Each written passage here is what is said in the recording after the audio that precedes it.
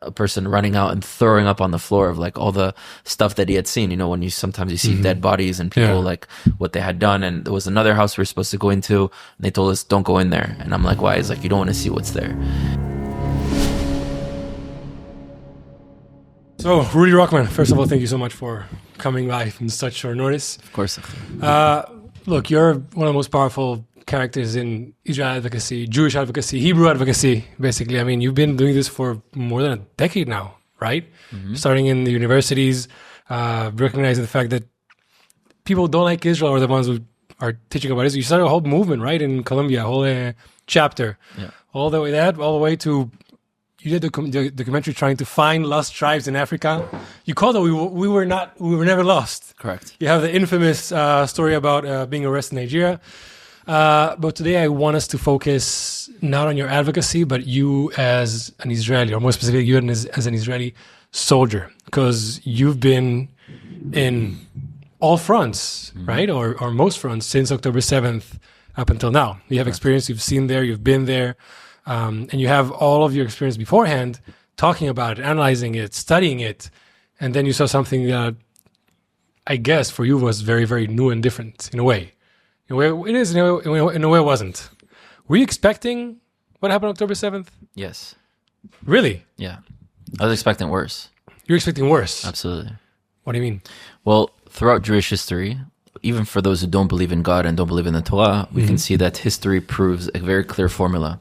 Every single time the Jews are divided with sinat chinam, baseless hatred between one another, and every single time that assimilation is very high, these are the two factors that when they are existing in a very high level, the protection that we have is removed and our enemies are able to defeat us. The destructions of Jerusalem, the Inquisitions, the Holocaust, and on October 7th. What we saw before October 7th was a huge division between the population. Sinat chinam like crazy. Even Jews fighting each other on Yom Kippur, fist fighting in Tel Aviv. Yeah. And assimilation is also at an all-time high, between 60 to 80% in America, 80 to 90% in Argentina and Brazil. So assimilation high, sinat chinam, baseless hatred between one another high. That is the equation for a catastrophe to the Jewish people. So when you started seeing the news from the South, you weren't at all shocked? Obviously, you were like, well, this was coming. I was there on October 7th. I fought in Gaza, and I'd never seen such a massacre before. Seeing dead bodies like that will scar anyone that sees such things. So it's not like I expected to see those specific images or be in it, but I knew that there was something that was about to crack and that was about to happen to the Jewish people. And I've known that this was coming for a very, very long time. Yeah. So now that, you brought it up, I would like you to, as much as you can, I know there's some details that you can say, cannot say, or maybe don't feel comfortable. Walk us through October 7th morning. I mean, you were called up, you saw the things. What happened? What was the seder of peulot? What happened? So first of all, I'm a reservist soldier. So I joined the army at 17 in 2011. I did my shirut in Sanchanim as a tzalaf, as a sniper in the paratroopers. I was also a sniper in Seyed Golani. Nice. For those of you who don't know, there's an internal battle joke between paratroopers and Golani. All right. It's fun, basically. It's between the good unit and the broccolis. Sure. I'm joking. Yeah. Anyways, so as a reservist, as I'm sure you do miluim also? I was released 6 years ago. Okay. So you were doing miluim for a while. Yeah. As reservists, we're civilians. Most of my units, they're fathers, they're jobs, they're, heads of companies, like everyone is in their own job. I got out of the army in 2013. From there, went to university in the United States, finished university, did my master's here. I've made Aliyah since 2019 in Israel, and I've been living in Israel. So I'm in my daily life. Now, we still do reserves. Every year, we come back for some training, for some services. It's not like you're not doing the army. You're still keep in shape. Exactly. They're keeping you to fight as units, to know how to do things. You still do guard duties. You still do stuff. Now, happens to be that October 7th was on a day of 3 holidays. It was Sukkot, Shabbat, and Simchat Torah. Now, I live in Jerusalem, but my family, who mostly live in France, my cousins, my grandparents, there was a huge gathering of the family in Israel because my cousin was going to be the first cousin that was about to get married that same week. Okay. And so the whole family... Did it end up happening? Much later, but it ended up happening, yes. Baruch Hashem. But because of that, the whole family had come from America, from France, from different places. And so my grandparents have a house in Caesarea. It's a house that they bought before Caesarea became what Caesarea became. So Baruch Hashem, they got it. Nice. My mom was a child when she was using it as their summer house. So they have a house there. And it's also the house that I lived in when I was in the army. I was a Khal Buded, living in Kisaya, not bad life. My parents weren't there, so I lived in my grandparents' house. And it's a house where we do a lot of, celebrations, bar mitzvahs, weddings. It's always in this family All house. the events are in the Exactly. Everyone Kisaya comes house. from everywhere. Yeah. So we're in Kesaya on the night of the 6th doing Sukkot, the last night of Sukkot, sitting in the Sukkah. My grandfather is talking. We're all having an amazing time. The next morning, we're supposed to do Simchat Torah. My grandfather had paid for the Kiddush and the meal for the whole synagogue because it's a synagogue that he's gone to his whole life, and it's going to be my cousin's wedding. So it's in Zchut B'Shvilo, in honor of him. And, there's almost like this happiness high. There's no problems. There's no conflict. The whole family's together. It's like the quiet before the storm. You're not even there. Yeah. And I wake up in the morning to a rapid, very loud knock on the door, which was my mom. And I can see her with tears down her face, something that I have never seen before. And she tells me, she's like, look at your phone right now, see what's happening. There's Jews that are being killed. Hamas has invaded. They're attacking us. And this is like really early, maybe 6:45, 7. This is the first images that were coming in. Oh, there weren't any alarms in Kisaria. No. It doesn't reach over there. No, I didn't hear any alarms. Maybe there were after. I had heard before with the north. So in the past, years ago. But not that day. That day, I don't know. I left fairly quickly, so I don't even know what happened afterwards. But immediately, it was my mom that woke me up. I start seeing all the videos. I remember the first video I saw was the body of an IDF soldier being dragged across Gaza. That was the first video that I saw. And Across Gaza already. Yeah. Like they took him in the Gaza and they're like dragging him in the streets and they're like could see the body. Oh, the motorbike one? I don't remember what specific situation. I just remember seeing a soldier, like you can see that he was shot, that he was bleeding out, that he was dead, that he had his uniform and he was being dragged. And then all the Gazans that were cheering aside of it. So I saw this and I knew immediately this is something that we haven't experienced before. Then you can see the videos of the terrorists in Sderot, and all of a sudden, this is an active thing that's happening. And immediately, I feel like my unit's going to get called back up because I'm part of the Chativa 55, 55th unit, which is a unit that gets sent always first in line as a reservist unit. So even the unit that freed Jerusalem back in 67 was Chativa 55. Oh, nice. That photo at the Kotel with with three soldiers. These are paratroopers that are in Miluim. They're not Sadir. So this is a unit that's always preserved for being the front of the lines. And so because I know what my unit is meant for, I knew that I'd most likely be called. So I start packing my bags and I take all my toiletries, toothbrush, everything I start putting inside. Mom's like, what are you doing? I was like, I'm probably getting called back up. So I'm just getting ready when I get the call that I'm out of here as soon as possible. She's like, no, you don't know if you're going to get called. You know how mothers are. And what about here? What if they attack us here? We need to be protected here. She was already thinking all the way to she was like, well, there's maybe communities here of people who would want to attack the Jews nearby. Like, what if they go and start doing stuff here? And I said, my other brother's here. He'll protect you. If I get called back up, I have to go. So your brother's also in combat? Yeah. And so I told her that, and I got a call maybe 30 minutes later. It's around like 8:20, something like that. My commander calls me. He's like, "Ukpatsta, tavo labasis, tagi arshav." So put everything in the car, gave a big hug to my parents, my grandparents, my whole family was there. Again, we didn't really yet understand the extent of how bad things were. Your mom let you go? She has no choice. She let me at 17 to go to the army. She knows that she raised us this way. She raised us to be warriors and to be lions and not to be afraid of who we are ever. That's good. So of course she cares and is a mother naturally, but she still won't be afraid and would never prevent me from doing what I believe is right to do. So I drive as fast as I could to Jerusalem, to my apartment. I had all my vest, my tziud, my machsaniot, my magazines, all my boots, my uniform, everything I have there except for a gun. So I drove as fast as I could. I had never driven that fast, not in Israel at least. And there was no cars, and only cars that I saw were cars driving fast too. So it was kind of, they're doing the same thing. I get to Jerusalem and my friend was staying in my apartment. Since I was with my family for Kisar, I let my friend have my apartment and I didn't have a key.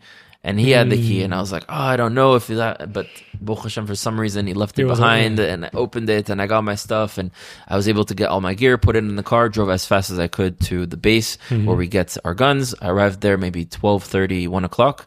Arrive, we get our weapons, we're waiting, and around 3 o'clock, they're saying, okay, olim ala Amerim, there was a bunch of Hummers that came, we're getting on the Hummers, and we're going. Yeah, and we're like, where are we going? They don't tell us anything. So around 3:30, we start driving. We're going south, driving south. And there's like a video of me where I even like filmed me and like my whole entire unit, my sniper machlaka, the sniper team, and there's like a helicopter on top, and it feels like something is happening, but we don't even know like how bad it is. So there's still like some smiles on our faces. People are not aware of the amount of chaos and fog that not only the army, all of Israel, we had no idea what hit us. In the face that day. You're saying even after getting drafted, after 3 o'clock, I mean, it started at 6:30. At 3:30, you didn't even know what you were doing. No, I saw videos. I saw some people being killed. I knew it was really bad, but I did not know the extent of what I was about to see. We also didn't know where we were going. And we drive south, and all of a sudden, there's a mahsom, a checkpoint of the police. They move the barricades, and as we drive by, the whole convoy, they start applauding.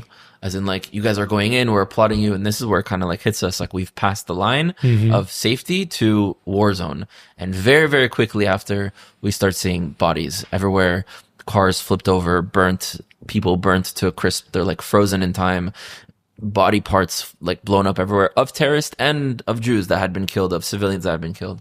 And we keep going, and then all of a sudden we take a left and we take a right, and we see this sign that says Kfar Aza. Now, I had never heard of Kfar Aza before. Now, obviously, a lot of people have heard of it. It's not like it was a popular town or community. And I remember as soon as we stopped the cars, it was right in front of the gas station that's right outside of Kfar Aza. And I get out of the car, and I see like 10 IDF soldier bodies lined up on the floor. And there's a huge tarp over them, but I can see from their waist down. I can see their pants, and I can see their shoes, and I can tell that these are chayalim. And all of a sudden, I see like some special forces soldiers. You can see with all the like stuff that they have on them. 2 of them are coming out with like a family that had been like they were rescuing a family, and there were like 2 babies that they were like holding, and they were like crying, and they were walking out, and it's all like happening very quickly. It's the day is starting to go away. It's starting to become night. And they tell us, okay, we're waiting, and soon we're going in. And waiting for what? The command. At the moment that we're going to go in, you can't just go in stam. You have to. We're a gdud, you go in as a unit. So at this moment, I realized, wait a minute, we don't even have water. Like we didn't prepare anything. We didn't bring water. We didn't bring protein bars. Like we have nothing on us. And so there was the gas station there. So I told my commander, I'm going to go to the gas station to get some waters. I go in, I remember the whole window, it's like one of those windows that's like automatic, had been smashed in. And so we kind of like went through like this, because we have our vests and everything, so it's a bit bigger. And there was a police officer there, and he's like, "Kach ma sh'ta, take whatever you want." And I go inside, and I like hear like a woman like this, like in shock, like screaming. I see blood drag marks on the floor. I went to the place where the water bottles, and I saw like blood splatter. So I had to go behind to grab the waters that didn't have blood on them. I took a bag. I put as many protein bars and snacks and chips and seeds, like the sunflower seeds and peanuts and whatever I could take. Whatever is high calorie that will last. And I started like lechalek to give it to all my unit. And that was the moment that we go in. And as we go in, there's like a tank that goes in with us. I pass the Shin Gimel, and there's a mamad, like right there. There's like one of the safe houses, safe places for bombs, bomb shelter right there. And I remember seeing one of the mitznachim, one of the paraglider parachutes that they have. It's not like parachutes from the sky. It's kind of like they're going like they're gliders. It's like a chair with a ventilator. So I saw the chute there, and then we walk, and then there's a terrorist that's dead on our left, and all of a sudden we hear like gunfire. And so for basically the whole entire night, we're going there, combating Hamas, fighting in different houses, trying to see what we can do. And my unit was specifically meant as a sniper team to be brought to where the hole was that Hamas was coming in and out from. We were tasked to close that hole to make sure no one was going to come in again. So at a certain point we got there, and we made sure no one was coming. We would see them long before we even were in range of the sniper rifle. So they were called the helicopters, and the helicopters would take out Hamas before they even arrived there. So we didn't even have a situation where anyone was coming through the border, because the moment we were there, that's it was protected. But there were many times that, there was a Hamas terrorist who was hiding, and as we were walking back to get some food, we need to bring food from this place and bring it back to the unit. All of a sudden, like a little shot of fire, and then they stop. So it's always like an automatic shooting of the rifle. It's not a one-on-one combat that you're fighting until the person falls. It's like they pop out, they shoot as much as they can, and they hop back in. So several times that happened to us. After a few days, finally we had secured the area, and that's when Zaka came. So right before Zaka came, which is the unit or the organization that picks up dead bodies. Right. So how long did you stay in Gaza?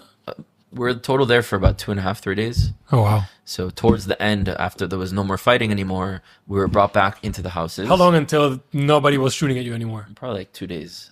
2 days, there were still Yeah, active still Hamas stuff. members there shooting at you guys. That's crazy. And we go back to the houses, and we're staying in one of the houses. And I remember seeing the Zaka units coming and going into the houses, and a person running out and throwing up on the floor of like all the stuff that he had seen. You know, when you sometimes see dead bodies and people like what they had done. And there was another house we were supposed to go into, and they told us don't go in there. And I'm like, why? He's like, you don't want to see what's there. And I'm like, what is there? And it's very graphic. So for those who don't want to hear it, don't listen to the next few seconds. But they said that they took a metal pole and they stuck it up a woman's private part, and they like pierced her and had her bleed out and killed her in that way. I said, don't go inside because that's what you'll see. So I didn't go into that house, but this is the kind of stuff that we're dealing with. That people are seeing. Complete. I saw people like blown into pieces, bags of like little kids with a knife sticking out of it being taken out. So these are very, very dark images that is going to be something that we're all going to live with. And following from there, they took us out of Kfar Aza. All right, before we get to Kfar Aza, I mean, what we're telling you here is not a small story at all. I mean, first of all, let's try to go towards the other perspective. There's a lot of people talking about, you know, the Hannibal Directive. You said that you guys entered with tanks or helicopters. For somebody who was there, did you guys had to use any maneuvers to make sure there weren't any Israelis? You guys weren't shooting at any Israelis?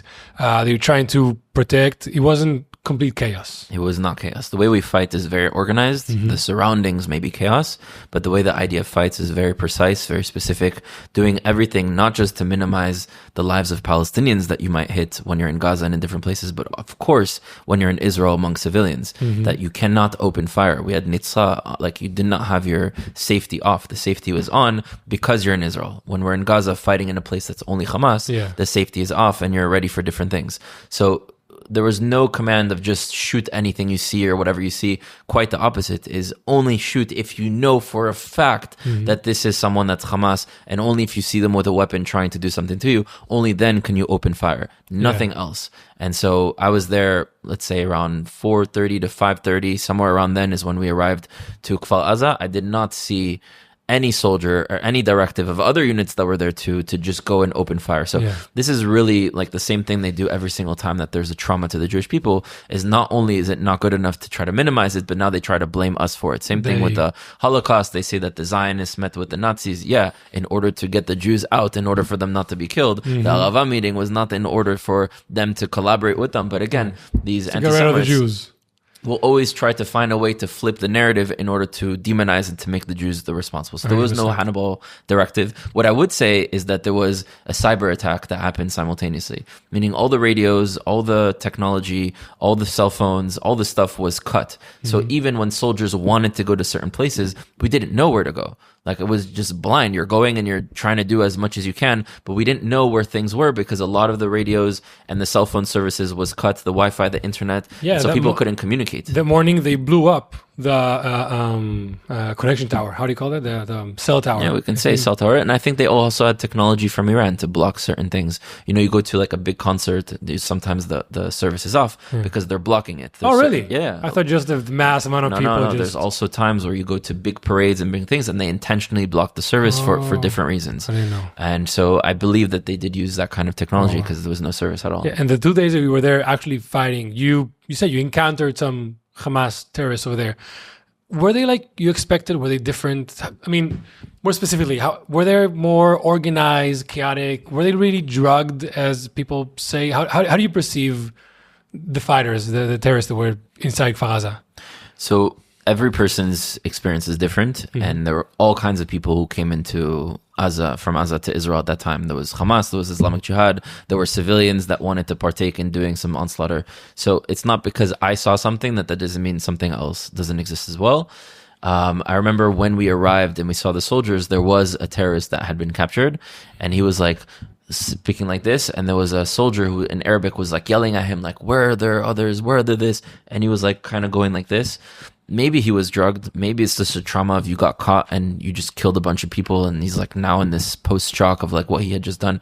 I can't say that I saw people that had taken drugs. Could very well be. It's not something that I personally experienced, that I know for certain that someone took drugs. But I also didn't see any Gazan civilians. I only saw Hamas terrorists suited up as Hamas terrorists.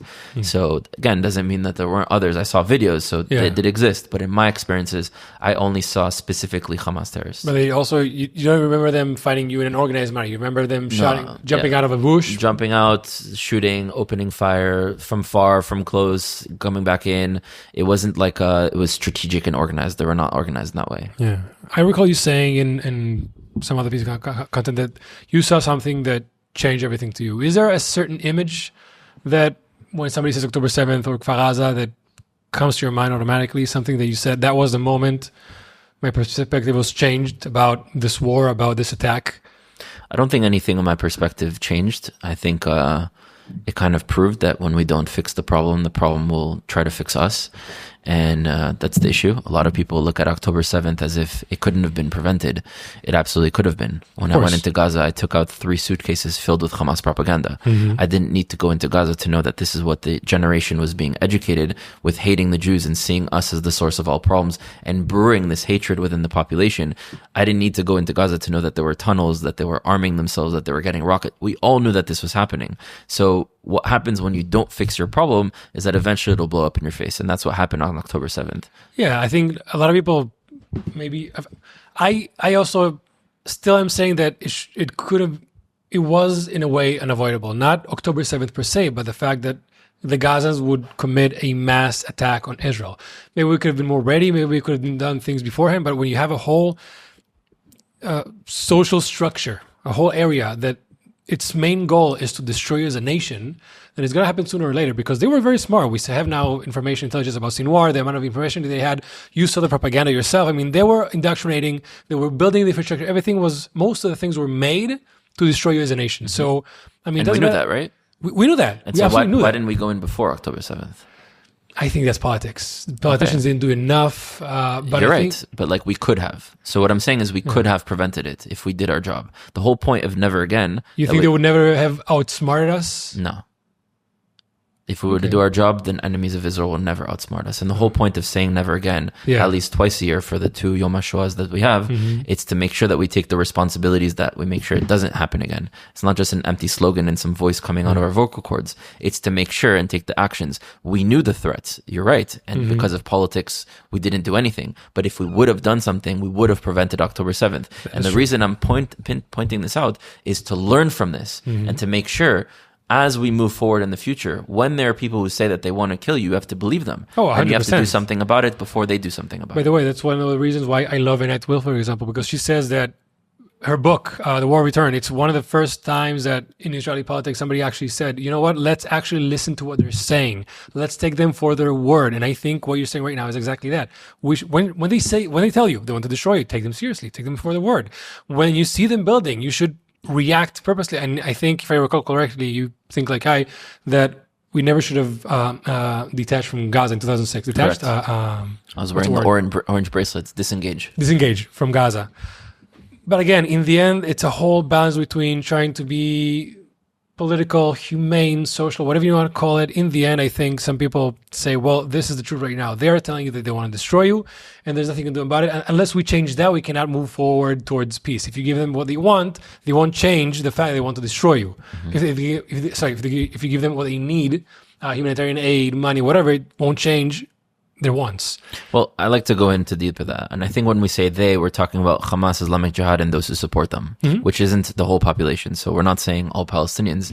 And I think that the reason, and I'm sure you'll agree, that why Palestinians end up hating Israel and the Jewish people is because they're told false truths, right? They do experience suffering, and so that's a truth, but they're told that the reason they experience suffering is because Israel came, took their land, kicked them out, and is continuously oppressing them, doing genocide, ethnic cleansing, colonization, and all the bad words and trigger words that we have out there. Exactly. Right? Which, by the way, is what the West did to the world. They did apartheids, genocides, ethnic cleansing, colonization, settlements. And now they're putting instead of looking in the mirror and fixing what your ancestors did, you project your white guilt onto the Jewish people and blame us for your problems. Yep. But to go on to the Palestinians, because they're told that the Jews are the source of that caused their suffering, and they're told the only way to end that suffering is to attack the Jews, and they really think that the Jews are white European colonialists. So an anti-colonialist method is terrorism. That's what we did to the British, which forced the British to leave. The problem with using an anti-colonialist tactic like terrorism against the indigenous people, the Jewish people, is A, we will never leave, and two, we happen to be 100 times stronger than you, so we're going to respond with fierce 100 times stronger. Yeah. So their method is because they think the more terrorism they do against Israel, one day, eventually Israel will be like, khalas, we're done with this, we're going to leave. Yeah. And obviously that's not true. So they're living with a lack of truth. They're living in a reality where emet has been removed from them, light has been removed, but we can fix that. We can fix the paradigm that existed. I mean, look at Nazi Germany that killed 6 million Jews, tried to kill all the Jews in the world. 10 years later, that same civilization is supporting the state of Israel. Yeah. El Salvador in 2015 was the most dangerous country in the world. 8 years later, one of the safest countries in the world. Japan and China hated each other for hundreds of years, not an issue anymore. The Vikings and the British hated each other, not an issue anymore. The French and the German with Napoleon hate each other, not an issue anymore. These things can change if the conditions are changed. And I think a lot of times our generation is always looking at the symptoms and not really the source. And what Palestinians truly want is not humanitarian aid. Of course, they should have food and water that they don't even need humanitarian aid. What they want is not humanitarian aid. Should be self-reliant. Yes and no, not necessarily self-determination for creating a state because they've never had that. No, self-reliant. Right? Yeah, so they want equality and a good life from the river to the sea, and they want the right of return.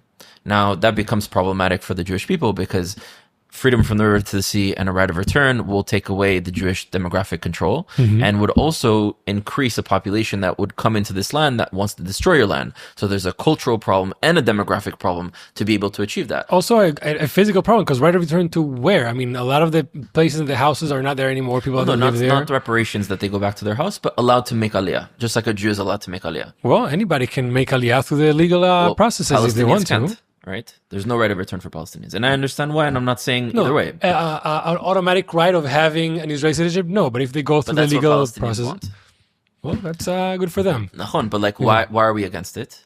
Not because this idea that you're just Palestinian and coming in, because of the consequences that will come with it. Exactly. Right? That you will no longer have a Jewish state, and that your people coming in want to kill us, so why would we allow you in? No, because up until now, the nations and the people that were advocating for the right of return were also nations and peoples that were advocating for the end of the Jewish state. When you see like Jordan, historically, they were never advocating for the right of return because they were the only ones that were actually for us. Like the first King Abdallah was more towards Israel than all the rest, like Syria, Lebanon, and the rest. And he wasn't advocating for a right of return. And all the nations that didn't recognize Israel as a Jewish state were advocating for. So for me, the right of return is a mirror to destroying the state of Israel. You can live with us. You can come and live in Israel. But if you're putting it as a right because you were taken out by a war that you started, then I'm sorry. No. So question for you. Yeah. There are Palestinians out there, I'm sure maybe you've even met some of them, that don't want Israel destroyed. And do you think that they would care about the right of return? The Palestinians that I met here in Israel? Not just here in Israel, anywhere. Like a Palestinian who's I can truly... tell from my personal experience, they do want the right of return. Okay, so what I'm saying is that although you're right, that the right of return has always been attached politically in the actions with the attempt to destroy Israel, the Palestinians who don't want to destroy Israel also believe in the right of return, which means that the right of return is a fundamental, non-negotiable for Palestinians, as is that this land will be a Jewish state, that we will have full economic, political, and military control. But don't you agree they want the right of return because they're getting the same education? They want the right of return because they think this land, and they believe so, and they're not wrong, that this is the land that they come from. I mean, most Palestinians descend from Jews who were converted to Christianity and Islam, mixed with other Arabs who poured into the land. So their connection to this land is real. And they believe that they want to have a return to this land, which cannot exist currently because of what it comes with. But the question is, can it exist if we fix the things that are causing it to be a problem? Oh, 100%. Ideologically, if all Jews and all Palestinians could live all over the land, 100%. Okay, so which proves to us, and the world should hear this, that we're not against the right of return because it's Palestinians returning. I don't think it's calling it the right of return is the right thing. They want to live here. They want to make aliyah or just they want a right to be able to return to what they see as their ancestral homeland. We have that right as Jews. Well, also, you had Jews for more than 1,000 years in Iraq. We're not asking for the right of return That's to not Iraq. where we came from. Yeah, but you have also people in Judea and Samaria. People, I mean, also southern Syria was a part of the kingdom of Judea and Israel. But we're not asking to Jordan also. We're not asking for them. We would like to have some people, but as of right now, we're content with what we have. If you try to attack us, we'll try to make efforts not to. But nobody's asking for right of return to Jordan.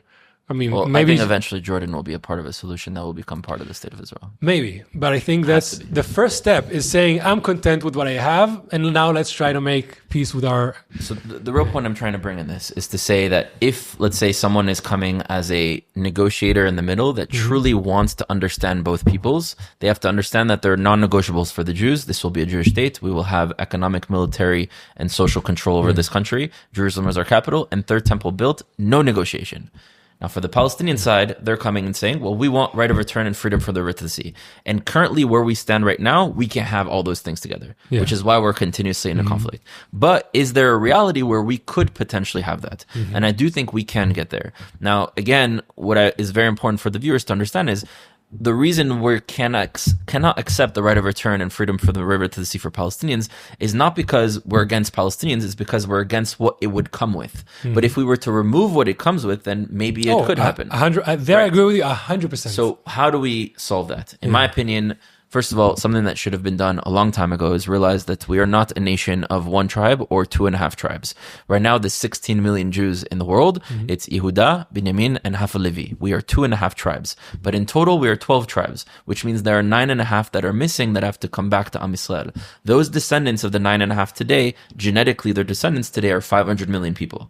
But not all of them are identifying as Jews and Israelites. A lot of them converted to Islam, to Christianity, assimilated. Of this 500 million people, we're talking about 20% of them that still identify as part of the family of Israel, which is still 100 million people. And half of them want to make aliyah. So we're talking about potentially 20 to 50 million people making aliyah in Israel. And once these Jews are to come back, which they should come back because it's their right of return, period. But it happens to be that it solves the demographic problem. It still doesn't solve the cultural problem. Because even if you would have a majority on that amount that the Palestinians coming back wouldn't take away your demographic majority, there still would be the cultural problem of Palestinians still hate you and want to destroy your land. How could, not all, but many of them, how could you allow them to come back? Now, the reason they hate us and want to destroy us is because they're told that they suffer because we exist. But if Israel took charge in changing that reality and acted like King David in this land, then that can change. How do we do that? First of all, King David was harsh and strict against all enemies, destroyed them, fear in the eyes of anyone who would think to go against the nation of Israel. We're not acting like that. We let our enemies do whatever they want. We used to. We stopped. I think we used to thousands of years ago. You don't think up until, let's say, the 67? 70s? Let's say up until 67, we pulled out of Al-Bayt and we pulled out of Hebron. Like, what are we doing? You know? Yeah, that's true. And the leaders then weren't the leaders that are saying we should go there. We went there by accident. You know, Hashem made us go there. It wasn't a plan. We didn't have leaders exactly like King David, but we had leaders that are much more forward, much more, let's say, sure, we can offensive say Shamir and Begin and others were forward. I agree, but not what we need with King David and not what we are today, and we need to go back to what we were with King David. So the same way he was strong against the enemies physically, which we're not doing, he was just as compassionate and empathetic towards the people who weren't the enemies. He had two strengths. And today when we hear we need to be strong against Hamas, people assume that's anti-Palestinian and you don't care about Palestinians. And when people say you care about Palestinians, it's assuming you don't care about the security, because we live in a duality where these two things are separate. But what I'm saying is King David made them both a reality, and we need to make them both a reality. You can be harsh and compassionate at the same time. Exactly. You take out Hamas, Islamic Jihad, and anyone who goes against the state of Israel and the Jewish people, but then invest in the infrastructure, in the education, in the job opportunities, in the roads, in the sewage systems, in the water resources. And over the course of 10 years, if you change the experience that Palestinians have with the state of Israel, and the state of Israel is not the source of their suffering, but the source of their salvation, the source of what's actually caring about them and giving them better lives, the culture would shift over the course of 10 years. I'm going to ask you a last question because I want to come back to what happened in Gaza, but don't you think the fact of the Palestinians, Arab Israelis, whatever you call them, isn't that already kind of חוויה מתקנת, and how do you say it in English? Like a proof? Like, no, you're saying if we treat the Palestinians like we treat ourselves, I mean, we do. 2 million Arabs who live in Israel who are exactly the same as the rest of the Palestinians. The only difference is they were the Palestinians who didn't want to fight us. Correct. In 48, in 47. So in a way, I mean, that is some kind of us treating the Arabs the same way we do us. And also, I mean, you have and many of them reject Israel. Many reject Israel. So I love this question, and it has an answer. Now, let's say you're living in America. I'll let you answer that one. We'll go back to that. Yeah. Let's say you're living in America, and all the Jews on the East Coast have equal rights in America, and all the Jews on the West Coast don't have equal rights and are mistreated. Even as a Jew that is living on the East Coast with equal rights in America, you still have a problem with America until all Jews can be treated equally. So from their perspective, they cannot accept this project of Israel and Zionism until all Palestinians are granted the rights that they have in this project. That's where it's coming from. A really good answer, actually. and they're not against Israel because of their life. They're against Israel because of how they need to see a reality that includes all of the population that they identify with having until they can accept this project. Fair enough. Okay, got it. Okay, so we stopped. We got it back into the big picture, Israel, Palestine. I mean, that's your forte. Yeah. So 2.5 days we were there in Gaza. Israel entered Gaza October 23rd, 24th, right? Shortly after. And you were one of the first ones inside of Gaza, straight to Khan Yunis, right? That was your first area. I'm dying to know, what was the feeling like entering Gaza for the first time? I mean, you're already a seasoned soldier. You already seen battle. You already shot it. You already shot. But I'm guessing going into Gaza physically is something different. For sure. How was that for you? So there was a few weeks in between because the IDF first went in one part of Gaza and then went into the southern part. There were 2 stages. And Khan Yunis is in the second stage. So my brother had come back from Columbia University, actually, that he was also a student at the time, and came back from Miluim, and he went in the first stage in Jabalia and these places. And then when the IDF was ready to go in the southern part, which was my unit, we went into Khan Yunis, and we go in as a triangle. So the triangle at the Spitz, you have tanks, and then you have soldiers, and then you have the rest of the koach, the rest of the force. And my unit was with the tanks in the front. So there were no soldiers that came there before us.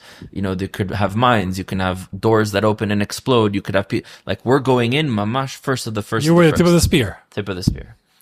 And, you know, there were a few times where we're going in and it's not going to happen. Going in, it's going to be tomorrow. It's going in. So there was a few times. And I happened to deal with that a lot in Mudanan in 2012 when there was Operation before Tzuketan, that for like a whole month, every day we were going to go in, we'd be ready, give back our phones, put it in our bus, and then it's going to happen tomorrow. We get back our phone. This repeats. So it happened to us a few days where we're in Shetach Kinus, in the land that you're about to go in, go back, go in, go back. And then finally, we're going in and we start walking. It was in the middle of the night. And there's a lot of walks and stops and walks and stops and walks and stops. And I remember at one point I lost my mishkafim again. And I'm like, damn, I'm going to go in. There's going to be smoke. I'm not going to have it. I was like, Yalla, we're going to be fine. It'll be okay. And at one point there's the gader, there's the gate. And this was already morning time, so you could already see light outside. It's no longer night. And that's the moment we crossed the Gabal, we crossed the border, and we went in, and there was this feeling of like, that's it. This is real. Like, we're in Gaza now. Was it like a feeling of point of no return? Yeah, but also like everyone's mentality is different. So I'm not speaking for others, but for me, it was like, I'm going in. Yeah. I know I'm protected. I know I'm going to win. I know I'm here to liberate. I know I'm here to save as many lives as possible, both Jews and Palestinians, and to end all the enemies of Israel, and I will be protected in this mission. No doubt in my mind. And we go inside, and I remember first it's like some fields, like some agricultural fields. And all the open spaces that Hamas could have used for... Yeah, and we see some like carrots and some like corn and some like all sorts of stuff. And there were several times where like Hamas popped out and go back in and popped out, and you're there with your heavy like gear. Like the bag was so heavy that if you're on the floor with your bag, which when you stop you need to like rest on the floor. Like a turtle. You can't get up. You have to turn on your back and then push yourself up like that to be able to get up, or someone has to lift you up. There ain't no way that you're gonna get up like this. For those of you who don't know, we have a bag called Tiklao, which is like a 90-liter bag. It's a green. It withstands everything, and it's just filled with 20, 30, 40 kilos of equipment, water, food, everything. So when you strap it all on you, it has to be very tightly strapped for you to be able to walk and to fight with it. And like Rudy's saying, so once you stop to rest, to get up on it, you can just get up. You need to have a whole maneuver of standing up with your arms, your legs, everything. It's a whole thing. And when you get shot at, it's a... So imagine that. And I have 3 guns on me. I have the Tzalaf, I'm a sniper. I have the M4, and I have my Glock on me. So I have like 3 guns on top of that. And when we were in Sadir, the M24 was in your bag. Now it has to be on you. So I have, really? So I have my M4 on the side of me. carrying the M24 with on the side the pistol, and on top of that the bag and the vest and the kerami. And I Wait, have so what do you do side plates. if you have the M24 on you? You have to throw it on the You ground put it and down and you use the thing, or the others go and you set it up and you use the M24. Ashkara. Okay. Same thing in Wow, Lebanon. I never thought about Yeah, that. same thing in Lebanon. We don't put it in the bag anymore. It's something new. It's not something that you were In practiced with. Sadia, we did not practice that way. We practice it with it in the bag. The Miluim rak? In Miluim, we never really like practice like going in. Yeah. You know, like we did some Litapesa le Giva. You already have it out. You know, we never did these things, but in Gaza and in Lebanon, you have it on you. So every single walk in Gaza, you had the M24 in your hands. M24 and the M4 on the And side. then for just banging on your... Yeah. Sealed. Okay. Yeah. And so I have my whole bag, and there are times where we have to clip the 2 clips off, take the bag off, and like go in and be ready. So it's like mamash balagan. And then we started going into houses once we passed like the houses level that some of them had been destroyed. And I remember one of the houses we went, it was like completely black of like the filth from an explosion. And we came out and all of us were like black everywhere, like in our nails, in our mouths, in our face. There's like pictures of us. And yeah, we went from house to house. I remember the only civilian that I saw was an elderly woman who seemed to have some sort of mental disability, some sort of like schizophrenia. She was like talking to herself. And at first they wanted to make sure she's not dangerous, so they patted her down to make sure she doesn't have explosives, because that happens many times. They realized that she didn't have anything, and so there was a car that took her and brought her to like a refugee place. But we saw countless pamphlets written in Arabic saying you have 72 hours to vacate. So they already The knew. IDF pamphlets. Yeah. Before, I have some of them. They knew before that we were going to go in, and they're so already going into Khan Yunis, any civilian knew not to be there. So why was she there?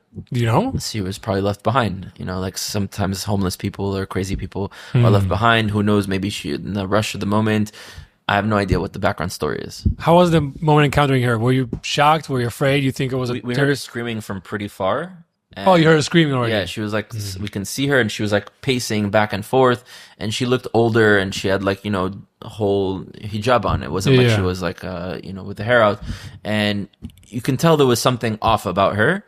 And it was in the kesha, we were speaking in the radio. It was like, be careful, don't approach her. We have to check, you have to do this. And eventually they checked her and they realized she was fine and she was brought away. So already I can see civilians were doing everything to not engage with them and to protect them. And Hamas is popping out from places where civilians could be and are in order to come and attack us. Yeah. How was the introduction to urban warfare? Because I'm guessing it's very different from what you've been practicing up until then. Well, we had practiced a lot in Mala and different places that are like cities built to practice Yeah, for this kind of combat. So we had done a lot of that in the past and also before. Between Kfa, Aza, and Aza, we practiced there a lot as well. But again, it's the first time that you're actually doing it in Gaza. You know, in 2014, I had already finished the army. So I came back for Tzuketan for Miluim, but I hadn't gone in. So I had never gone into Gaza, and this is the first time that we're dealing with this. And the way we would go is basically the whole units would approach. We would stop at one kav, one line, do guard duties, and then after a few days, move over. And after a few days, move over. And after a few days, move over. But there are a lot of times where you don't know where there might be something. There might be like a tunnel under a rug, under something, and a terrorist pops out of nowhere and starts shooting people, which happened many times. How common are these tunnels? I mean, we keep hearing about the tunnels everywhere. In how many houses, how common are there actually, from what you've seen? Only from what you've seen. Yeah, you see tunnels all over. All over. In all sorts of places. Under a car, in a classroom, randomly like under some bushes, like there's everywhere. And they're all sizes. Some of them are really small that I'm like, how can someone even fit there? But you know, they squeeze up. And some of them are really big that you can mamash fit like stuff down there. And it's in all places. So, and they're also booby trapped houses, right? Open the door and there's an explosion that happens. And so we found out that there was, you know, certain graffiti writings and certain things that they did to mark the houses. With intelligence, we knew sometimes which house not to go in, and that house would be a house that would be exploded and blown up. And people ask, why are there so many houses that were destroyed? Well, a lot of them were booby trapped and had to be destroyed, because if not, they would have been destroyed with the dead IDF soldiers. So a lot of these things were happening, and we kept moving forward and forward. And I remember towards the end, we were in a community called Bani Suhila, and this is like a super wealthy place. Like it was like marbled floors and big houses and apartments with stairs that were going like this, fancy white, and like actual mansions, like crazy, in the movies, like what you were seeing. And I found a lot of Hamas propaganda as well, but I wouldn't say every single house we went to there was Hamas propaganda. I'm sure I didn't interview the people's houses that I went to, but I remember there was one moment that marked me where I found, and it happened to me also actually in Lebanon. I was looking for weapons and explosives and some propaganda, and I happened to be in a girl's room. I didn't know it was a girl's room because it was all black and gross. This is that first house that we're in, and there's like a book on the floor, and I open it, and it's like her diary, and for some reason I was like, I just want to see what. Yeah, I didn't even know it was a diary at first. I thought it was just some writing. Like, what are they writing about? Like, are they writing that they hate us? And I can see like there was like a picture of a dove also.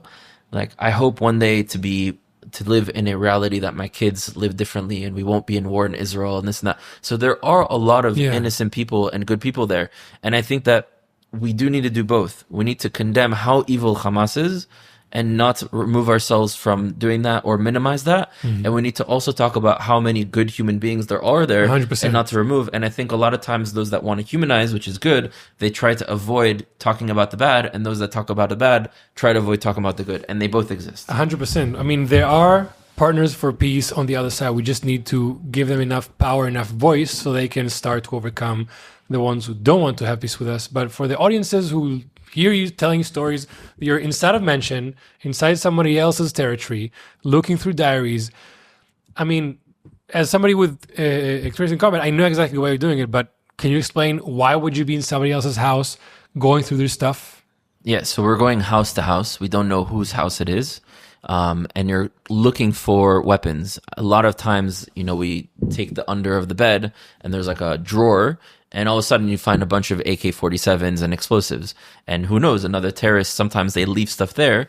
They run from place to place. They go back, they take the weapons, and they open fire on you. So obviously each place we go to, we have to thoroughly check to make sure that we collect all the weapons and throw them. And along the way, sometimes I find, a pamphlet of Hamas or a flag or stuff like this, like Hamas propaganda, that I collected also to show to the world what there is being said. And as you're looking for stuff, sometimes you find people's personal belongings and immediately you put it back. It happened to be this one book.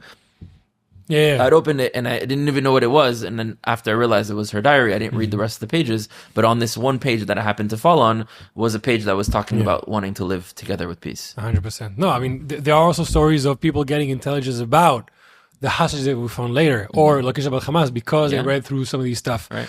But I'm guessing you saw a lot of things. You're talking about propaganda. What was one of the most disturbing things that you found inside, let's say, just civilian infrastructure? If it's a building, if it's a house, what was the most disturbing thing that you think that people should know that you found? There's plenty. Just the propaganda itself, it's not like typical. It's a Hamas magazine, like promoting Hamas terrorists. Like what, for example? Like a history book or a math book or a magazine or a comic book. Is it true about the math books with how many Jews? Yes. Is that real? I have well, you should come to my place in Jerusalem. We'll come to my machsan. I have 3 suitcases packed, not just that the Jews are bad, but how to build a bomb and how to stab a Jew, and caricatures of Jews with like fangs as if they're vampires with blood, with the peot, just the craziest stuff. And we found this also in Lebanon. Yeah, like mamash propaganda that like makes them demonize. We found Mein Kampf translated in Arabic. There's a ton of stuff that we found. And so, obviously when you see that, you can see a civilian house, and all of a sudden you go into the house and there's it's like very fancy, like sofa, like a kind of old school style, like a lot of gold, a lot of like big things.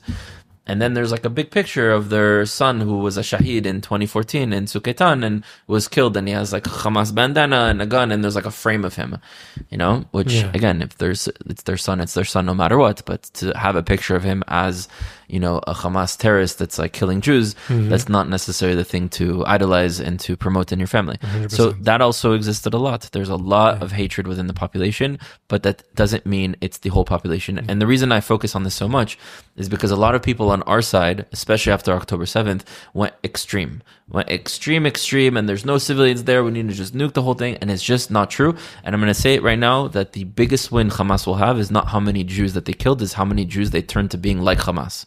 Is how many Jews that took away their humanity and their ability to be different. Right now, we just had Parashat Noach.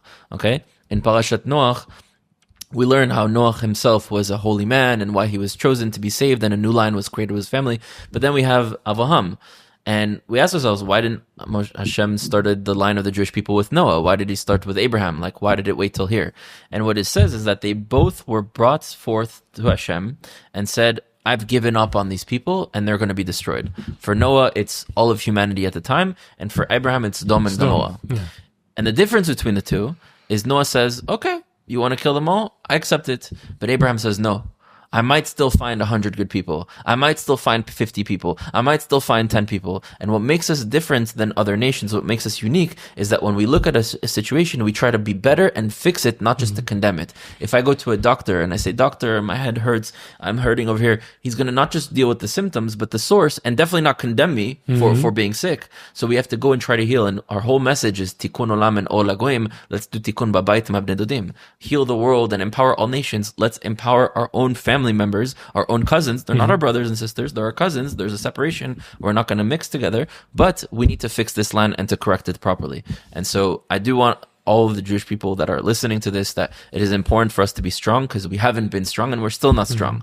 But that strength doesn't mean to become like Hamas. That strength means to become like Melech David. We have to be both physically strong, spiritually strong, and not forget that we're also a people of the heart. 100%. I love your story about Abraham and Noah, because that also reminds you that Israel is basically that who wrestles with God.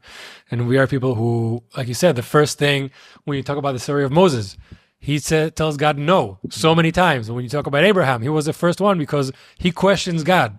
I mean, there's a whole thing, and people talk about the Talmud. Talmud is 40 books of just rabbis discussing one with each other. What we as a people we know ourselves for is for questioning everything that comes in front of us. We will not just take things as they are. And like you're saying right now, if all arrows point to the fact that all Gazans are horrible, question it. Question, because there are, nothing is 100%. You see 2 million people. Nothing is 100%. I mean, maybe a lot of them are indoctrinated. A lot of them are extremists. But there's always something to do about it. It's not just being like the other side, just eliminating everything. And I really like your example. So after being there for so long, they've been to so many places. I mean, I'm guessing you saw inside, you saw outside. How is, you've lived in Jerusalem, you've lived in Miami. How is Khan Yunis as a neighborhood, when you can picture yourself, people living there before October 7th, different than any other Western neighborhood? I would say that it's very Arab also. You know, you can see similarities in Arab societies, maybe not in Dubai, but if you go to Egypt and you go to Jordan and you go to different places, there is also like a chaos that exists, but there's a beauty in the chaos too. But in terms of the day-to-day life, there were schools, there were hospitals, there were, stores, there were markets, there were like playgrounds, there were basketball courts. They had a little bit of everything everywhere. There was nothing that made you think that this is not a normal human civilization where people are living their day-to-day lives and an open-air prison. Yeah, definitely not. Definitely not. And when you put into that, put inside the variables of the amount of towns that you found, the booby trap places, and you put that into the daily life of a child in Khan Yunis, does it make any difference? Like how they live their lives? Their day-to-day life is fine, but when they say the open-air prison, obviously it has nothing to do with a prison, and it's extreme to say that, but there was a limitation of movement of Palestinians to be able to come in and out of Gaza. Now, we understand the context, the further emet, that you kept trying to bring weapons in with different flotillas, and you elected Hamas, and Hamas became something different than the intention it was originally elected to. So we understand why there was a barricade, but also the barricade existed on the side of Egypt. But from the experience of the Palestinians that don't have access to all this information, it is true that they felt trapped there. Even though it was a good life, or not a bad life at the very least, there was a sense of trapping. And so what I try to do is I try to remove the truth that is being used to be manipulated. So when they go and say open air prison, they're using a truth to manipulate. The truth is that there was a limitation of movement and a blockade that existed, which no human being should be living in an area which is blockaded. You should have open access to movement. So valid to bring that up, but don't bring it up in order to demonize and to distort ourselves from the reality of what's happening, which prevents us from fixing the reality and furthers the actual reality. Yeah, there's a reason why things happen. If you want to fix things, try to find out why it happened. So before we move to Lebanon, because you are also fighting and serving over there, is there anything about the reality on the ground in Gaza? Do you feel that people have not heard enough, have not seen enough, or are still not making the connection that we should, Israelis or Westerners? Something that we haven't seen enough talked about. Just as you asked that question, the first thing that came to mind was actually a very interesting thing that I witnessed. Into one of the houses that we went to, I found a Kiddush cup. And next to it was this like pomegranate wine. For some reason, they didn't have grape wine. They had pomegranate wine. And it had the like whole Kiddush on the sentence of the like the holder. And it had the Kiddush cup. And I went into another room and I found a Birkat Habayit. And so at first I was thinking, is this maybe like what they stole on October 7th from the houses and this and that? But when I moved the Kiddush cup from the cabinet that it was in, when you move something that has a lot of dust around, it has a spot that doesn't have dust. And it was there for a very long time. So, there are some people who still have Jewish heritage or who are connected to this sort of connection with the Jewish people who live in Gaza as well, which we don't know. Gaza was a Jewish community that existed for thousands of years. I mean, in the time of Shabtai Tzvi, right, which is during the Ottoman Empire, there was a huge movement of Shabtai Tzvi and the Natan of Gaza that was in Gaza. There was, a huge Jewish community that existed there for thousands of years. So it could very well be that remnants of the Jews who always stayed at some point mixed, and maybe some of them even still know who they are and are hidden and can't really say something about it. You think some people really know? Because I know also that a lot of like elder women in Hebron, for example, or Nablus also turn on their candlelights in Friday, and they say they don't know why. Or kiss the door, they go in, there's no more mezuzah. Or I went into one of these... okay, I haven't heard about the kiss of the door. Yeah. Okay. And I went into one of the Kfarim ones with one of the Palestinians I have good relations with, and we're sitting over some Nalgila, and I look on his like counter, and I see like a tefillin. Yeah. And I'm like, where did you get tefillin? Or did you just like find it and you put it there? And they were like old. I'm like, no, they belong to my grandfather. I'm like, your grandfather? He's like, yeah. I was like, where was he born? He's like, my grandfather and grandmother were Jews from the Ottoman Empire, but they were living in Turkey, and then they came down over here. And I was like, is this your father's parents or your mother's parents? He's like, oh, it's my mother's parents. So he's basically Jewish. So I was like, so you're a Jew? It's like, Ata Yehudi. And he goes like this to me. What is that? It's like, yes, but I can't say yes. That's interesting.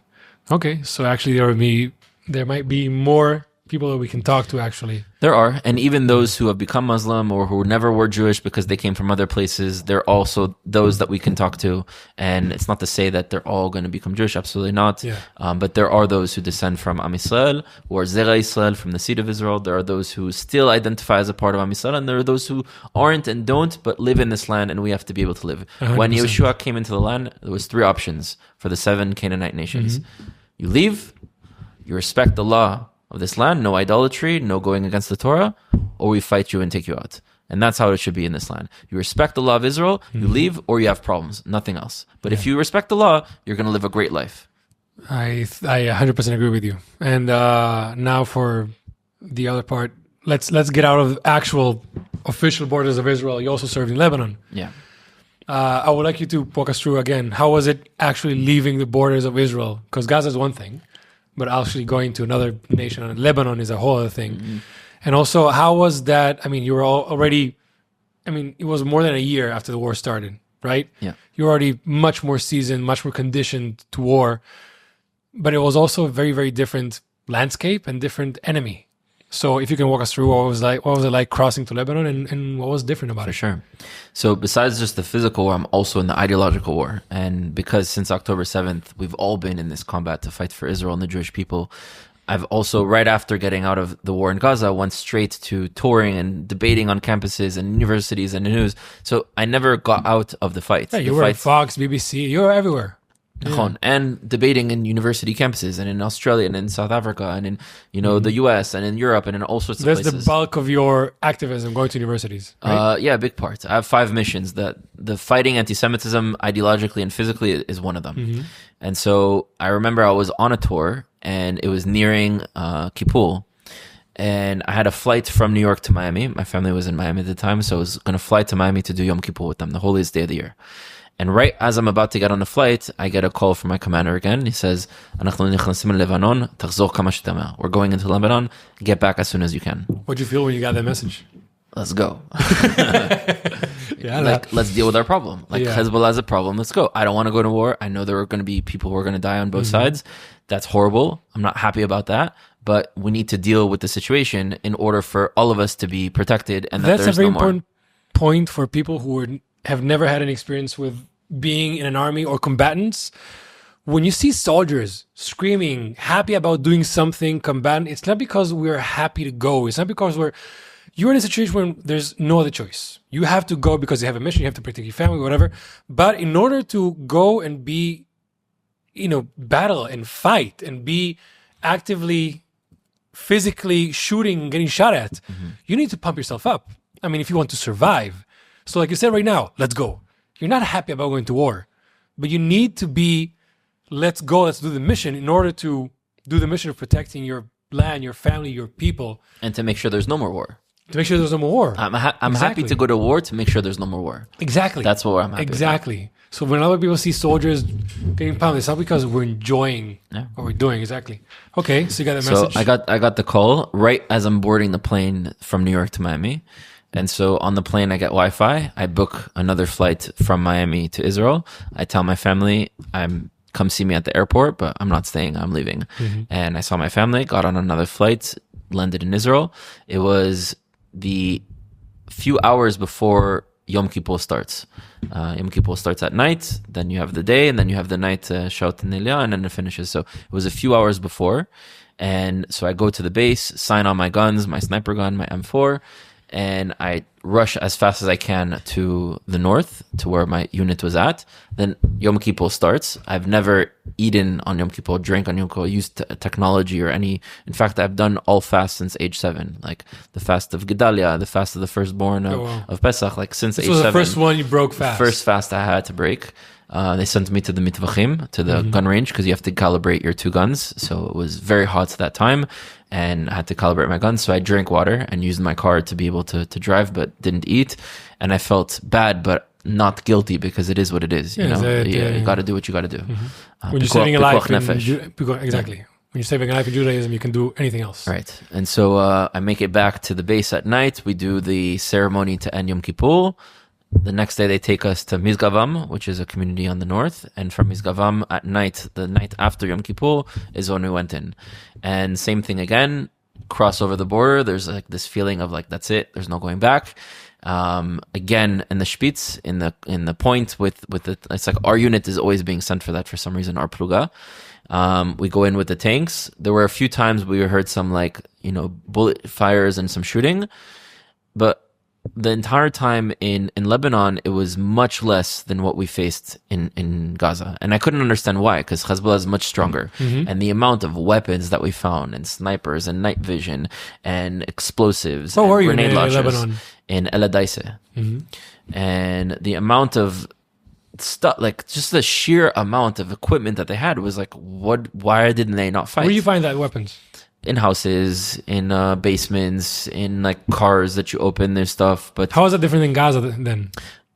Definitely not the same amount of gear. The same, like all brand new, like top of the line. In Gaza, it was more inside of Lebanon. It was like stockpiles of weapons, not 2 AK-47s that are used from who know what year that is under a bed. Like you go into a room and it's like a whole mahsan of weapons, and everywhere you like find these places. And there were big tunnels that they found, also tunnels ready to put tanks inside to be able to go into Israel. That everything planned, and there were a few itaklut. I had a few friends also who died in those itakliot, that they were hiding in the basement. And itaklut is an ambush. Right, there were a few ambushes that happened, but nowhere near what we had dealt with in Gaza. And at first I was like, why are we not dealing with this as bad as we dealt with it before?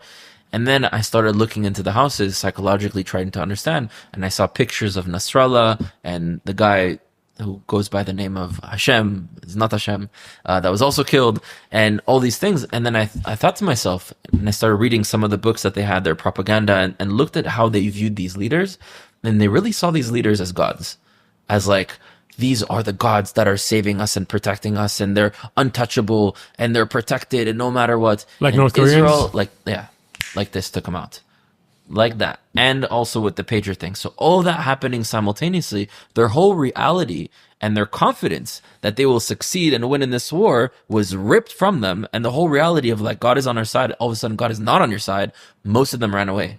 Most of Hezbollah ran away. And we got into a place that had, let's say, I would say 10 to 20% of what the force would have been if they would have all stayed. And, obviously it was not as crazy as it was going into Gaza. Yeah. So how close were we to an all-out war in the northern front? If Hezbollah would have won in, not Lebanon, because it doesn't represent the Lebanese people, they would have done a lot of damage. And their goal wasn't just to do a few attacks on the border. Their goal was to go all the way in and to take the whole country back. All the way to Haifa, right? All the way down to Eilat. All the way down to Eilat. Like their goal was to go all the way in, not to stop. And you can see it from how they had preparations, how they had maps, how they had different things. But Hashem protects us, you know? Like, in a way, if we didn't have the Shvil October, we wouldn't have stopped what would have come after. So everything happens. We could have prevented all of this. But now, post all these situations, let's do what we need to do to not even be on October 6th, where they have the potential to do what they did on October 7th.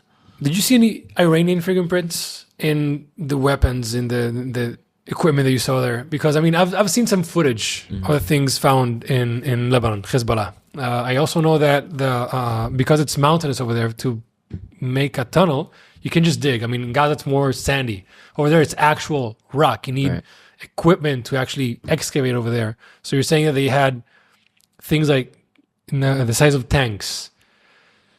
Did you? Oh well, you already said it was more organized. It wasn't like it was way more organized. I never personally saw like a weapon that said Iran on it, you know, so I didn't see the name Iran, but tactic wise, it was the same as Gaza, putting inside of houses, putting in houses and in tunnels, but it was a whole other level of preparation. So for the day-to-day people who live there, because I mean, up until October 7th, I mean, they started on October 8th to shoot. Up until October 7th, people were living over there. Does it look like, I mean, I know this is only for experience, I know you don't know the intel, but does it look like people lived there beforehand? Yeah. Just next to the stockpiles every single day? Yeah. Yeah. I mean, there were houses that we went to, some were poorer, some were richer. One of the houses, it was like ivory, like tusks of elephants that we found in the house. And with the weaponry. Yeah, with all sorts of stuff. And then you go downstairs in the basement, there's a bunch of weapons. But outside is like a nagila, and he has like a coffee set, and he has this, and it's a whole fancy like house for some wealthy like Hezbollah person. And there's a bunch of weapons and material and how to do explosives and how to shoot a drone and to take it down if it comes, and all sorts of instruction manuals. Yeah. But is everybody who had stockpiles is a Hezbollah active somebody, or just somebody that said Hezbollah said we're putting stockpiles here? It's a mix of everything. There's not like one specific thing. There's could be a house that specifically no one touches, that's used as a stockpile, which that's where most of the weapons were. They were like locked and closed for a rainy day. But you can go into a house of someone who's Hezbollah and find weapons there as well. Absolutely. So if we talk about how we can change the perspective of, let's say, Palestinians and Gazans, when you have people like that live that reality, they have stockpiles in their house, that they might be active or non-active. They live alongside the border with kibbutzim that, I mean, maybe the whole kibbutz has 5 M16s for the Kitat Koranut, and they have that over there. They know that they are there. One of their missions is to destroy Israel. Do you think, I mean, I'm not talking all of Lebanon, southern Lebanon. Is it something that we can do about it? Yeah, as long as there's enemies on the borders of Israel, we need to remove those enemies. So what Israel should have done and should still do is go all the way in Lebanon, take out Hezbollah completely, and then give the land back to the Lebanese people who have a Lebanese army and who have a Lebanese government, in exchange for making sure that there will be security precautions and making sure that there will never be another invasion from Lebanon into Israel. But how would that be different than the Second Lebanon War, when we actually held southern Lebanon for a while? And what did we do? We had to leave. Okay. We didn't fix the problem. We let Hezbollah alive. We didn't fix the situation, and we pulled out. This is like, I constantly use Torah because Torah is the archetype stories that keep repeating. Yeah. The first king of Israel that we had was King Shaul. And King Shaul was great for infrastructure, military, economy, but he was bad to unite the people, and he was bad to finish off his enemies. Yeah, but so explain to me, because from what I remember, he was the first one to unite the tribes. The tribes were already united before. He was the first king. Okay. But there was a lot of division that happened internally, and he could not finish the war. Like, he would not finish Amalek. He left the king alive and their sheep. And so we can see the past, let's say, 70 years of Israel is basically Malchut Shaul. It's not a person. It's a system of the past 70 years that we aren't really uniting the people. We're good for the infrastructure, the economy, and the army in terms of being militaristic and having the means to be able to fight. And we don't finish the enemy. We let Hezbollah live. We let Hamas live. We let the Houthis live. We let Iran live. We're constantly repeating. Now, eventually we evolve to King David and all the enemies disappear and are all defeated. But the reason we evolved from King Shaul to King David is because we changed the reasons for why we wanted a king. The original reason of why we wanted a king is because we looked at all the other nations, like, hey, wait, they all have kings. We want to have a king too. Okay, we'll have Melech Shaul. But we didn't have a king for the right reasons. We had a king to try to be like others, not to be ourselves. Only from the bottom, when the nation realizes we want a king to be ourselves, is that the moment that we deserve King David. So right now, when we built the state of Israel, we built it, why? Because all nations have a state. We want to have a state too. Not because we want to have a state to do our job of tikkun olam and ola goyim and achieve this in the world. So it's the same reason why we had Melech Shaul, and we have the same thing. A state that has good things, but is not really moving forward, is not functioning in a healthy way, and that doesn't finish its enemies. Now, how can we change from this 70-year system of Malchut Shaul to a new system of Malchut David, which doesn't mean bringing back a kingdom, which doesn't mean bringing back an individual. It's a change of a system that will exist. It's by changing the desire for which we have a state. We should not want... And you think the Israeli people are on their way to that change? On their way, of course, because it's bound to happen. The question it's not going to happen tomorrow. But the Not change yet. you're seeing right now in Israeli society. Which is why we should have this conversation. Not the change from the top, which prime minister needs to be changed with this. Why do we have a country to begin with? Who are we as a people? What is our purpose in this world? What does our generation have to do? Previous generations got us to where we are today. The mission of Zionism was completed in 1967. We came back to Zion. Now what? What's next? So the mentality of we would just like a state to live and do our thing is not something that you think. Absolutely not. That's the Shaul. That's why we deserve Malchut Shaul, because we want a king just to be like everyone else. We want a state to be like everyone else. We have this Just live in vessel. peace. Well, peace comes when you have justice, and this world is living in injustice. And the role of the Jewish people is to do tikkun olam and ola goim. So as long as they're not tikkun of every baya, a fixture of every problem, and that people are still living in darkness, it means the world is sick. And anything less than achieving that reality of Mashiach is Jewish failure. 100%. Well, I'm already stretching your time a bit more than we expected. So before we conclude, I just wanted you to touch, because I haven't seen enough content about it. You are right now also between Lebanon and Syria. What's going on over there? Because, I mean, we're getting the least amount of news about Israel's presence in Syria. I mean, we get some Al Jazeera stuff, but not really what's going on in Syria right now on the ground. Yeah. So Because you actually, I mean, it seems like from the comment that you posted, the people of Syria were fine in a way with us in southern Syria. So what's going on in a over there? specific village that we went to, like I have not been to all villages to say that that would be the experience everywhere. And they weren't even Druzim. They were like actual Sunni Syrian Muslims. Like, yeah. Okay. It was a Sunni village that we were at. Which is interesting. But I didn't even interact with older people. I interacted with the kids. So also the kids, they're not necessarily going to have the same hatred that someone who's older and indoctrinated has. And where I had gone was a UN hospital outpost. The doctor, I'm pretty sure, was Jewish. It was French. He was speaking in French, but he opened his phone. You know, it's one of those older people's phones that they have like the pockets in the case, and they close the case, so he opened the case and there's some cards that were written in Hebrew, like a bank card or something. So I'm like, what's going on here? Maybe as a United Nations person, you spend time there. And he said, and my daughter had gone to Israel, this and that. I felt he was Jewish, but anyways, there was the UN doctor, and there were a bunch of kids that had been injured from combat internally between the different militias and the different forces. And there's a kid who pulled up his shirt and showed us the resisim, the shrapnel like cuts that he had in his body. And the kids there are used to the soldiers passing by and giving them chocolates and, you know, milky, the little chocolate yogurt that you get in the army that we don't really eat, so we give it to them. And so they're used to seeing soldiers, so their interaction was fine.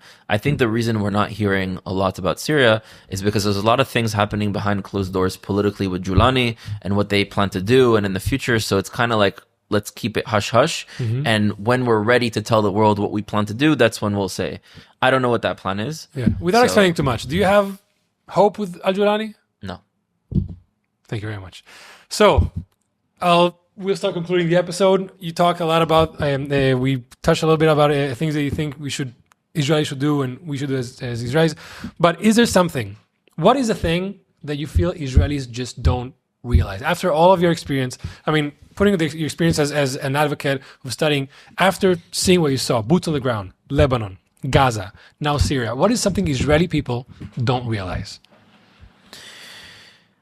So there's a lot of discussion over territory and land.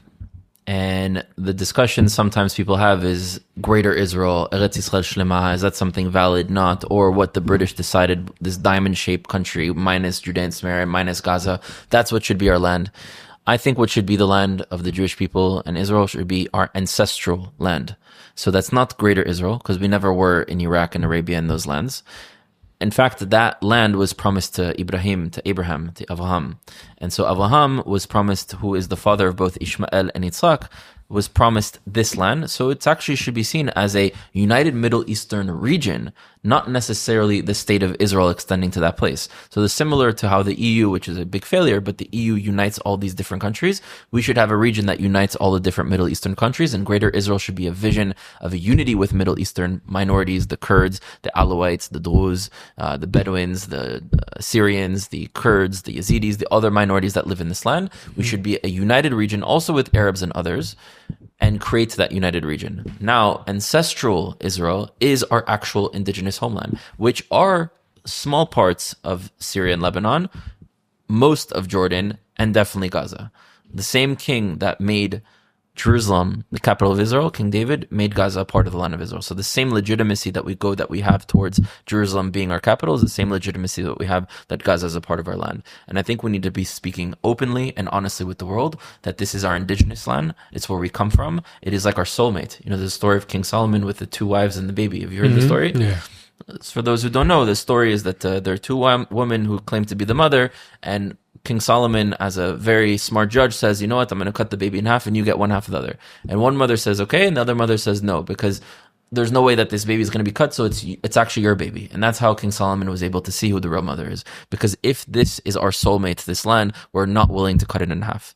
And we need to be open and honest with that. And I think there's some form of desire to express that with the right, and some form of like rejection to that from the left.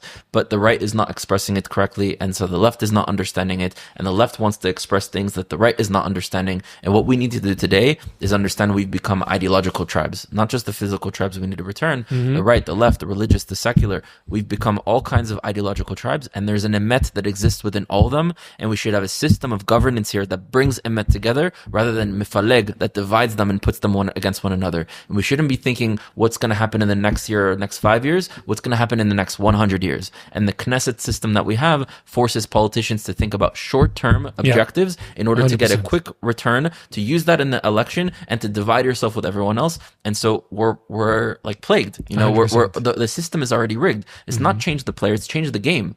Whatever prime minister, if you want to take BB out, doesn't matter what prime minister, they have to work in a system that is already broken before that. In order to change that, they won't change from the top. It has to change from the bottom. Our generation needs to open the conversation and have a vision of what we truly want to achieve. 100% agree. We talk about Israelis. What do Westerners don't realize? People who are not Jewish, are not Israelis, are not Zionists, who just, I mean, most people don't care about us, but the people who do, who have an obsession with us, what do they don't realize about the situation, not just internally Israel, the war that happened now? Well, they don't hate us because they ain't us. They hate us because we ain't us. Meaning, they don't hate us because they're not the Jews. They're hating us because the Jews are not being the Jews. Okay. And they don't necessarily understand that. I'm sure if you go to Candace Owens or to an anti-Semitic student at Columbia University, you say, why do you hate Israel so much? They'll tell you all sorts of other stuff that's not the true reason of why they truly hate us. But we need to understand that that's where it's coming from. And it's coming from a subconscious place. So they're kind of like an NPC. Anti-Semites are NPCs that are bots, like a little drone that is being programmed by Hashem in the algorithm that we live in, that is there in order to wake us up.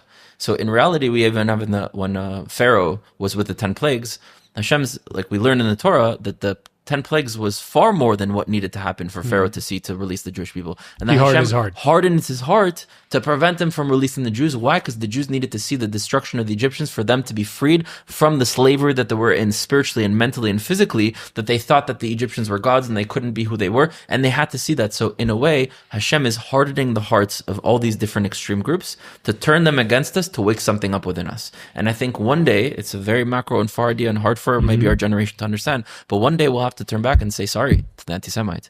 Sorry that I didn't do the job that I promised to do as a nation that caused you to have to be so obsessed with my people to turn against me in order to activate who I am. So let's activate who we are without having to go with anti-Semitism, which plan B. We have plan A, which is to do what we're here to do and to accomplish it. And B'ezrat Hashem, we'll have Mashiach in our time. Amen. And last question. Any hope for Israeli division right now? For the division inside of Israel between Israelis and Jews? Of course, there's hope, but I think we can only achieve that until we bring back all the pieces. If I took this nice coffee mug that you have, unapologetically Jewish, which, B'ezrat Hashem, all the next generation of the Jewish people still in it, will be. If I took this and I dropped it on the floor and I wanted to put it back together, I'd have to take this piece, glue it back. I need all the pieces. But if I only have 3 out of 100 of the pieces, I wouldn't even know where those 3 pieces fit together. Same thing with doing a puzzle. Why are you able to do a puzzle? Because you have all the pieces on the board and you're like, okay, this one fits with this one, which then fits. And it's a process that you eventually put it together. Right now, we have 2.5 out of 12 pieces. We cannot function until we bring back all the pieces. If you have a vehicle and you have the body, you have the shell, it looks like a car. But on the inside, most of the pieces are missing. It's not going to drive. I saw it differently. I saw it if we cannot stick 3 pieces together, how can we piece 12? You're saying... Because this piece and this piece has many other pieces in between that need to be there in order to put them together. That's really interesting. So Rudy, thank you so much for your time. This was inspirational, to say the least. And be'atzlacha lecha. I see that you've started to take on the mantle to stand up for the Jewish people, to bring light. I think your video production is like top of the line. Thank you very much. So kol hakavod, and I wish you amon hatzlacha, which being a voice and being a light. Thank you very much, man.